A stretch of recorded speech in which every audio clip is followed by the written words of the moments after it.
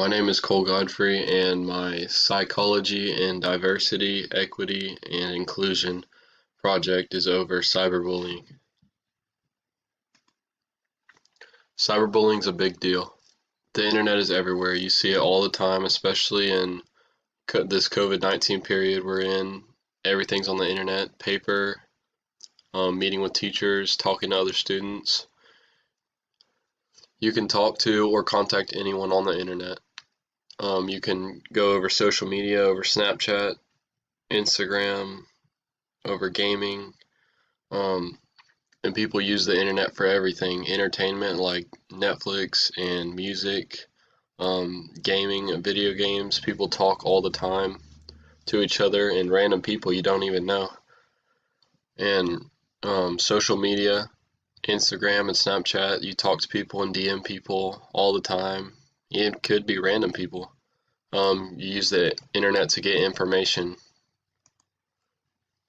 The article I use is Cyberbullying Causes, Effects, and Remedies. The authors of it were Diane L. Hoff and Sydney N. Mitchell, and this is my reference. The article on cyberbullying. Cyberbullying is the act of the use of the internet to harass or manipulate someone in a physical or mental way. This article talks about the psychological factors of cyberbullying in a school setting. The experimenter's hypothesis.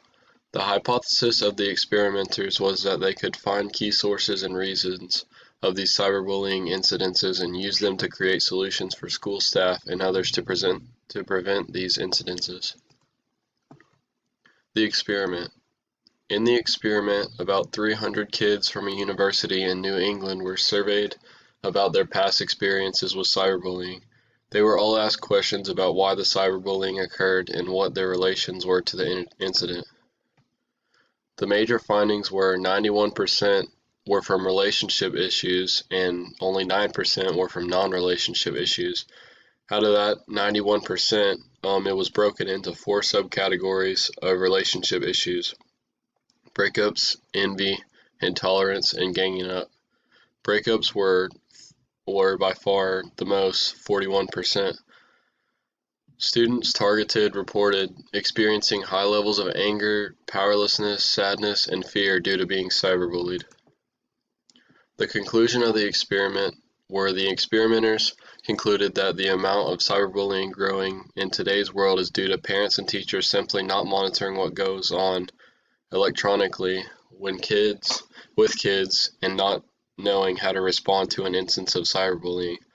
Overall, my conclusion was that the main issue with cyberbullying today is that in relationships between kids, a strong solution would be for parents and teachers to check with their kids and students about their current relationships and monitor what they are viewing or what they post on the internet. The news article that I used was called "Cyberbullying Could Rise During Lockdown, but Parents Can Stop It."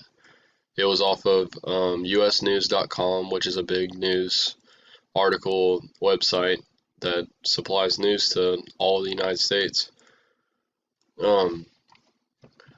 The news article stated that during the COVID-19 lockdown, cyberbullying can increase significantly from things like kids interacting constantly face-to-face online, like Zoom meetings, Skype calls, Snapchat.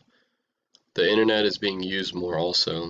In today's world, the internet is used for basically everything, from school to video games, entertainment, and talking to people. Also with parents are a key determining factor in the fight against cyberbullying. One thing is their attitude towards their children in the house. This just goes off of their relationship with their parents and with their children. If they have an abusive relationship between the two, the kids are more likely to cyberbully themselves. And the amount of freedom they are giving their children, parents tend to give their children a lot of freedom a lot of the time nowadays, and the freedom can lead to going to the wrong place on the internet and talking to the wrong people and getting stuck in being cyberbullied. Um, the last thing is how they are monitored. That how they are monitoring their kids' electronics and what they do on the internet. Uh, if you get on the internet, you can access anything, and accessing anything for young kids can mean going to the wrong thing and talking to the wrong people.